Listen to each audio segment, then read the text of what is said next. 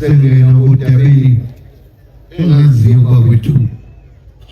ukuthi nonke nilizwile ngomsombuluko kade khulunywa ngeinkantolo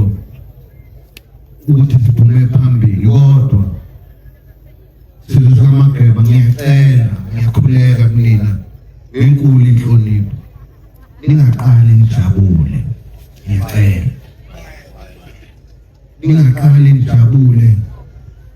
ngoba silimele sizwe sikaMageba silimele isithunzi sethu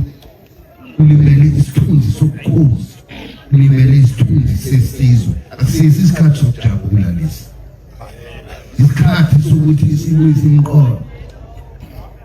ihlangano umhlathi wazanayo sibheke zona lezi inkantolo ukuthi ukwase bankantolo kwakwenzenjani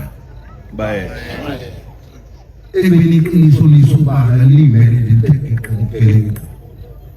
umntombazane ozele sibaningi sasingeke sonke sibe zingonyama iba yinye ngabe kuqala ngathi uhlala nonke lapha ebhentshini ngabe kuqala ngami ngibona kusekuyindlu kulamithi ahlale sonke manje ebhentshini akwenziwa iba yinye inkosi kwaZulu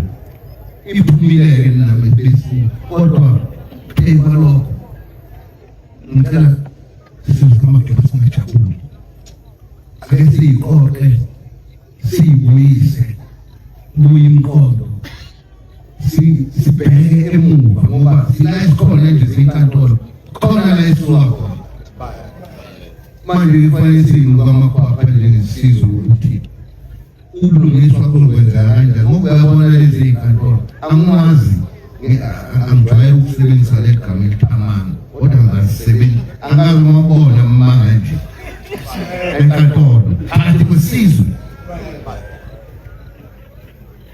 ezakwethu phela ngikhulena ethi ufakwe esiswini samama wami